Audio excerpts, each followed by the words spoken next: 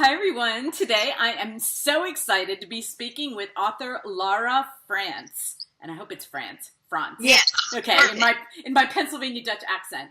And her newest book that will be out the first of the year is called The Lacemaker. And I want everybody to see this cover because, first of all, we don't even have a book yet. We're going to be getting it soon. But Laura was so kind in sending me this ebook, and I am so thankful that you did. I was so hoping I would get to read it before before we talked. And I got it. Did I get it Tuesday? I think you sent it to me on Tuesday, and I spent all day reading it. And Laura, I couldn't read this book from halfway through to the end. I was scrolling my Kindle. I was reading the fastest I think I've ever read in my entire life. Okay? Oh, you're a dream reader. Thank you. That's what I want. Turn those pages. Oh my gosh. It had, this is why I love historical fiction. And don't tell anybody, but the American Revolution is like my favorite, okay? Like, I will read any historical fiction, but reading this, I was like, I always love American Revolution. I am a homeschooling mom, okay? So I have taught the American Revolution. I have 6 children. I have taught it 6 times. So I love that. Yeah, and I think I know stuff, and then I read a story like this, and I'm like, I did not know that about Virginia, and there are still always things to learn, and there are stories to tell about it, and I think that's why I never get bored, because I'm always learning. And for anybody that we, in school, like I'm 53. When we learned about the American Revolution, it was just like this, Boston Tea Party, this happened, done. And you kind of get the facts, and you're out. Dry and boring. Right. Yes, but the stories. I started with my first son, and I've tortured all my children in this fashion, is I started with Johnny Tremaine, okay? Because it was one of the first historical fiction about the American Revolution to get an idea of Boston, and they would all complain and this is boring, whatever, but I read it 6 times, and but as now that I'm reading more and more, I am so thrilled that you guys keep finding these stories that I learn more from. And that's the beauty of it is that you, as a writer and author, I'm constantly learning, and I'm always delighted, and just when I think I've kind of nailed something down, I learned something new. So I'm thrilled that you find not only entertainment value in my books, but you find that they're educational too. It was so good. And, I am such, I read a lot of books, okay? But when I read a book like yours, it always gives me, this glimmer of hope, because in it all, I was raised a Christian, and when I can read a story that's as exciting and a page turner as yours, and it doesn't have profanity, and it doesn't have explicit, I could give this to my granddaughters when they, are learning in school. It's a safe read, yes. And a safe read, because there are people out there that'll say, well, you can't, you have to put this stuff in order to make it, a thriller or whatever. And I love to tell people, no, you don't. This book was so good. So a little bit of something. I'm a crocheter. Okay. My grandmother's taught me. So you can appreciate that artistry with the hands. It so touched my heart, because my grandmother's taught me how to crochet, and my one grandmother was a seamstress that she made her own business back in the day in the 40s and 50s when women didn't do that. She was Lady Elizabeth in the 40s then.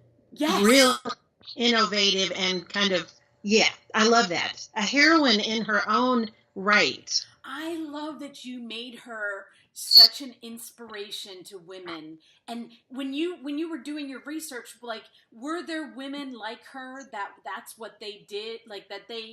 Were they never married? I guess I should say, I have all these questions. Were they single women, or were they also married women that did this? It was across the board. That probably in that period that I'm writing about, the 18th century, Ipswich, Massachusetts was kind of the colony of lacemakers. George Washington himself visited them because they had such a fine reputation for making lace. So that tells you a lot when General Washington showed up and he examined the laces. And I think he probably bought some, I remember reading, for Martha. Not sure. I believe that's actual fact. but Ipswich, Massachusetts was the place for lace making. Now, originally, it started in Europe from France. The French lace makers, Belgium, made exquisite lace. Came up, and then the colonials started making that an industry of their own. And the handmade lace, or the bobbin lace, is quite different than the lace today. And you see a little bit of that on the cover. I wanted to see, because the overlay, I guess, whatever, I don't even know what you'd call that. Right, just the trim on the sleeves. And interestingly enough, a lot of the lace on the sleeves is detachable. It's not a part of the gown necessarily. It's like an accessory. You can switch out those sleeves and switch out that lace. And it really makes the gown kind of fresh whenever you wear it. You can do different things with the gown. But this gown is especially significant because it is from an existing museum collection in Indiana. And I was thrilled that my publisher decided to use that gown from that time period, because an actual woman in Lady Elizabeth, the lacemaker's time period, wore that gown. It probably, when you get right down to it, it probably has sweat stains beneath the arms. So many of these gowns that I've seen in collections have they're wonderfully intact because of the artistry and the skill behind the making of these gowns. But a lot of them, there was no deodorant in the 18th century. So you have those stains beneath the arms of these lovely gowns.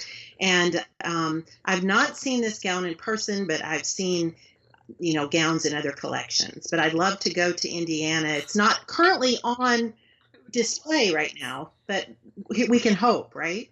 I would I'm trying to think if I ever saw, but you know what? When I was in 6th grade, it was 1976, and our little town had a costume contest. And because my grandmother and my mom and my aunt all sewed, and my aunt actually owned a fabric store, so my mom made me an American Revolution costume, and I won. So did I. I won. It was the bicentennial, I think. So you and I were doing our colonial thing and in costume marching in parade. That's what I did. In my little bonnet. And I had the hat. Yes. And my dress and my apron and my little fichu, or Yes. I had the white. It was yours red, white, and blue? Yeah, mine was red, kind of a red colonial. I don't know what that color is, that rich cranberry color.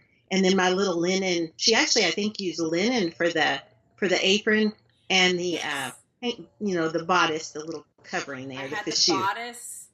I wish I would have known that. I would have tried to find a picture. I don't know if I have one, but yeah, I got it in the newspaper, and it was like very exciting. So anyway, wonderful stuff. Great inspiration. Great stuff. Well, but I've never seen one. I was trying to think, in Philadelphia they have the Ben Franklin Museum, but I don't think I ever saw a gown there. But I'm telling you, I missed the wrong time period, because I should have been dressing like this. Okay. We've come a long way, but we've lost a lot of that elegance and beauty and femininity. Yes, I love. And on YouTube, a couple months ago, I looked up. They showed somebody getting dressed. Yes, I saw that. I think the same video, it went viral. Fascinating. Time-consuming. Oh. Lots of layers. I mean, I'm sure that was a pain, but man, when you could walk around and look like that, that would be awesome. And I don't know how to make. I kept looking at this picture because I was like, I wish I knew how they did this. I'm sure I could look it up, but I don't know how they did that lace like that. Like, I can't figure, it's not crochet and it's not knit, like it's nothing that I know. So it must have been something, from back then. Very different process. In fact, on my Facebook page, Laura Frantz Author, I just posted, a reader wrote in and sent me the video. If any of the listeners here or lookies want to go over to my Facebook author page, you'll find a video at the top of this lace making, and you'll find an actual lady doing bobbin lace, and it's the most fascinating thing. It's kind of awe-inspiring, but you just realize, you kind of throw up your hands. It's like, I could never do it. It's a lost art. But some of these women, like the one in the video that's doing the lace from the 18th century, it's just a remarkable skill. And it's a sad thing that we're losing that. You know what? I can't wait. I didn't see it on your website, but that's because I was looking at other things. But you know what? I'm afraid to look at it because I think I'll just give everything up and start trying to do it. So I'm not sure. But crochet, keep crocheting. That's good. I'm a failed knitter, but I'd love to learn to crochet. Well, anyway, I love that you made this character Elizabeth. I'm so happy that you did that, and you know that I got to learn about it. But her story is so inspiring for, you know, I think even for people, I should say my daughters who are in their 20s, like in this day and age, you can still learn from that. It's like she just decided, you know, and I'm not going to give any spoilers away, but when she made that decision to do, like, I'm just going to figure this out, because she could have just sat there in Noble's house, not laughing, right. You know? I would have. I didn't want to leave that house. Right. She could have just, I mean, he was willing to take care of her, and it's almost like she had to prove to herself that she could do it.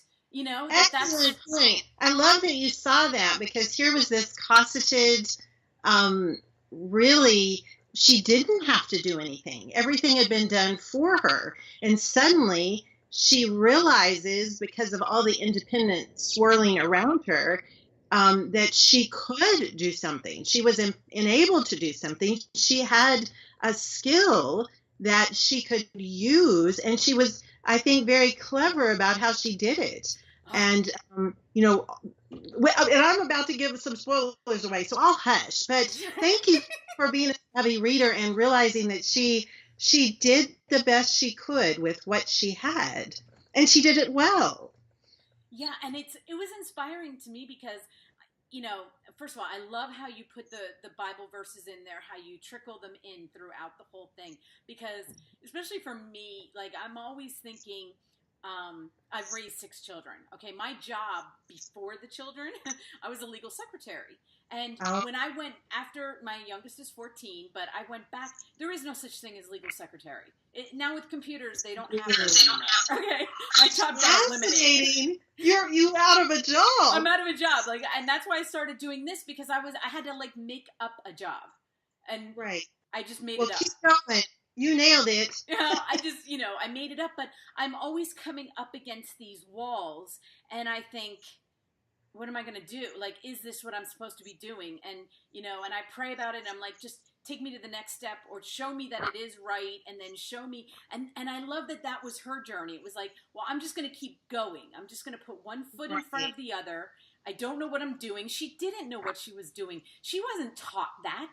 She wasn't taught any of that, you know? No, and she was in a very dangerous situation, you know, with her powerful father on the one hand, and the patriots who suspected her of being aligned to the British. You know, just, you know, they were tarring and feathering people. They were running them out of their businesses, setting fire to their, you know, their homes, just like in the novel. It was not an easy time to even be a male patriot, or a Tory for that matter. Needless to say, a woman was even more vulnerable. So I do hope, it sounds like, I hope I captured that. And you really did. That she did just take the next step. And relied on the Lord, and that got her through. And often God doesn't give us, you know, he never, and at least to my knowledge, gives us a roadmap. He's with us, and it's often just do the next thing, and trust him. And that's the lesson. Yeah, I needed that yesterday. You know, it's amazing how that even happens, but I needed the lesson that was in this book, and, you know, like, she was inspiring to me. Oh, to just, wonderful. You know, it's like, you know, she wasn't like she was just sitting there saying, okay, Lord, like, you know, tell me what to do, or, you know, sitting in her room. Like, she came up with a plan, and then she did it. No pity parties. No pity parties. And, I was thinking, like, here she is in this, like, hideaway and, hours of days wasted, but then when you find out it wasn't wasted because she was coming up with a plan for herself. And she was, even though she was scared to travel alone, she did. She traveled alone, where back then it would have been very, very scary to go. I would have been scared. I mean, she's on a horse or a carriage, sometimes carriage, but alone, as a woman in that time. And, but let me pick your brain about the American Revolution a little bit, because you did your research on this, and what I found, because I really didn't study. I mean, every state has their own story of how they went about it, and very well said. Every state does have their own story, and Virginia at that time was considered the hotbed. I mean, we think of Boston and other places where there were these incredible conflicts happening, but Virginia probably, of all the colonies, had the most hotheads in it. The lead was Patrick Henry. You had George Washington, Thomas Jefferson. I mean, these men were just absolutely aflame, and Virginia was hot, and so it was easy to set a story there. But every state has its own story, not to take away from the other states. Thank you for a wonderful point. Well, and what I loved is that we also, as we're learning in school, at my age, like you get this sense that they taught us that it was like everybody decided that we're breaking away from England, everybody's pissed off, but that is not the case. That was not the case.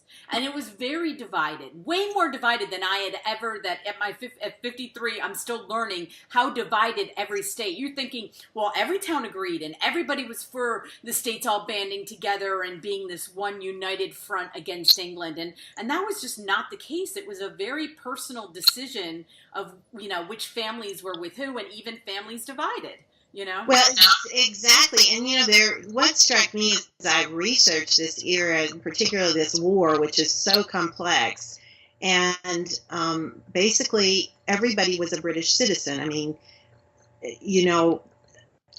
there were people coming in from other parts of Europe, but mostly, they were the British colonies. And there were, what surprised me the most is that there were a lot of what I call lukewarms. I think Lady Elizabeth makes a joke about the lukewarms, that she calls them, the fence sitters, that wouldn't decide one way or the other. Were they patriot, were they Tory? But you alluded to the fact that there was a lot on the line for these people. Lukewarm was probably safe, but then there came a point where lukewarm was not safe. And so it was just, Washington was an amazing man, and those patriots, they were thought of as traitors by England, and if the war had not been won by America, they would have all been hung. What a loss! Right? Yeah. I mean, well, you weave these characters in so well too. Like I got a different perspective of some of them, and I love that. I love that about your story. I started the character Henry. He was kind of there were a lot of haters of Patrick Henry, and I tried to bring his abrasive personality in, but he had a tragedy of his own that I didn't include in the story, and I won't belabor it here, but hopefully it'll inspire these real life figures. They're hard to weave in sometimes because we don't know what they were like. Henry was probably the easiest to bring into the story because he was such a hothead. He was a known hothead in that time. And a lot of people hated Henry, but I liked him in a sense because he got things done. He lit fires that helped win the revolution. So I'm a Henry fan. Well, okay, so let's talk about you, because once I started doing my research on you, I was like, okay, what I do is I write other books, and then I list them, and then I list the year. Okay, I started running out of room on my paper because you have written a lot of books, and I was like, oh my gosh. Myself. I just turned in my 10th novel November 1st. It's a novel set in Scotland. So my publisher is letting me go across the pond now. Quite interesting. And I love Scotland. I'm a Scottish lass, from Scottish ancestors. And so this Scottish story is based around one of my ancestors. But yes, a lot of books. 10 years later, where did that time go? I just have immersed myself in history. But I've been writing historical pieces since I was 7 years old. Yeah, but that's still, I mean, I was so impressed. Are you, with your publicist, like, do you have to write a book a year or 2 books a year, or do they just let you write as you write? I do write a book a year. My first novel, it took me 10 years to write, believe it or not. It was because it involved a lot of research and wildcrafting and things like that. So that was a challenge to write. I now can do a book in about a year, but tremendous amount of research, and I'm constantly in awe of no matter how much research I do, there's probably, there are things that I'm not probably getting right. But I just pray as I go. I just present it, I'm always learning. I just write the best story I can at the best place, in the best, I guess you'd say the best to the best of my knowledge at the time. But then I put the book down. I never reread a book I've written. Like I'll get this book probably today, Lacemaker, hot off the press. Hot off the press. Open it and read a few lines, but it's unbearable to me because I have learned since I turned that book in. I have learned more and can see ways that I could improve that story even now. It's amazing. It's a very humbling process to be a historical author. Yeah, and you know what I think is fun? Is that on my Facebook, because I have so many of you guys as friends and follow and everything, that, I get to learn the daily life of a historical fiction writer. And this one woman was like, a couple days ago, she's like, I'm writing about the, utensils in the 16th century, help. And then everybody who's done the research. And so it's kind of cool. It's kind of this little community, like, she's like, I can't find anything. Anybody write a book about it? Anybody? And then people will answer. And I was like, that's so that is wonderful. That is the kind of feedback and historical community that is makes it so wonderful. Isn't that fun? I was like, it's so, or they'll put, the end of my day, researched a fan in the 15th century, 8 hours, 8 hours. And that it's just going to be a sentence, and you guys exactly research it. And this book, and I've read a lot of historical fiction, but what I love about your writing is it's so descriptive. And the words you use, I just love, like every word. I don't know how to describe it in that, like, I was like reading every paragraph. There was nothing to skip over. I love the use of your adjectives and the language. I mean, you nailed that language. I felt like I was there. I felt like I was there. It was, that's an important piece, I think, of a historical novel is to handle the language appropriately. Of course, if you were too much a purist, you would lose readers. But how to weave that in so that it's not overwhelming, because their speech was very different than we know today. Some of the idioms and things like that have lasted, but if we transported ourselves back, we would find probably that their conversation was almost unintelligible. Many facets of their culture would be too. Even in like 250 years, we've lost that way of speaking. That's incredible? It is. It's amazing. And how we lost the accents. That's another thing that's just remarkable. Like, and have different accents, all yes, through the states, exactly. I know. Have our own accents. But I feel like their way of speaking, another thing that I loved about colonial America was that it was so formal. Like they spoke, everybody had titles. You could tell what everybody was by their title, whether they were married, single, this level of income as opposed to another level of income. And the way they spoke to each other was kind of like, I don't know, we've lost that respect of speaking. We have. That is a wonderful thing to bring out. Respect was a hallmark back then, and just the formality and conversation and manners and things like that. It was truly remarkable. Yeah. Yes. And, it's funny when you're trying to teach your children manners. And, like, I remember, like, my parents, I mean, everything was about manners. And now, like, I don't know, it's so foreign. It's like, please, thank you. You know, like I look at my sons, I'm like, please? Like, I know. I saw that you had written a note about Jocelyn Green. So I went on Amazon and, you know, looked up her book, and then I right away Facebook messaged her. And because I was like, yeah, because I was like, I definitely want to read that book and talk to her. So, you know, we'll see what happens. But yeah, I was like, I love this kind of historical. This is my favorite. It absolutely is. And I am so happy that I got to meet you and read your book and read it ahead of time. This is like a reader's dream come true, just so you know. You're probably one of the few people, you know, that have read it actually in the country. So thank you. And I'm connected with Jocelyn because we met actually for the first time in August at a Christian fiction reader retreat. And we've been communicating, you know, back and forth on social media, but we have her book that's coming out as A Refuge Assured, yes. And we have with the Lacemaker, we realized after we had written both these stories, and she's writing for an imprint under my publisher, but a different imprint, Bethany House. I write for Revell. It wasn't until we had turned the novels in that we realized we had both written about lacemakers, and our books were coming out about the same time. Now, instead of panicking, we put our heads together and we were like, how could we make this work? You know, to maybe just to honor the other person's story. And so we made a tie between our lace-making heroines. They're related as far as being family. But no spoilers. We'll let you read her book, and then you'll see how that happened in her novel, how we tie it together. I can't wait, because I'm already thinking of character. I'm like, okay, which character?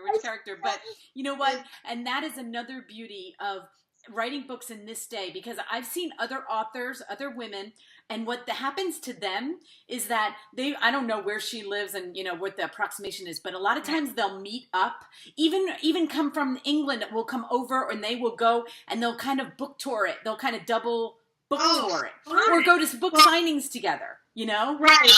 That is just a wonderful thing. I love when there's pairings of authors that do that. It's much more fun. It's fun for us, too. I mean, as a reader, it's fun. As a writer, I'm sure it's fun to have, like, a comrade in your... It is, especially a fellow 18th century lover. Yes. She's a wonderful author and very dear to me as a person and a friend. Well, I hope you don't mind that I used your name, so I kind of name dropped. Oh, that's wonderful. More power to you. That's great. All right. So let me I'm going to show everybody the picture again, because my phone died. Okay, there we go. Good. There it is, and I want to get the glare off my phone, but there we go. I mean, it is beautiful. That is a sleeve, just in case you can't tell from here, from the angle. But that is the sleeve of the dress. I love this cover so much, and I hope when you get them today, share it. Share it on Facebook. Share it all, because I want to see it, you know? Yeah. I would be so happy. And if you ever need a reader, again, if you ever want an advanced reader, I will read. We can talk. I love talking to you. It'll be so much fun. Oh, that's the sweetest thing I can hear is I want to read more. Thank you. I want to read more, and I want to talk to you again. And we can just keep doing this. You just keep writing. I'll keep reading.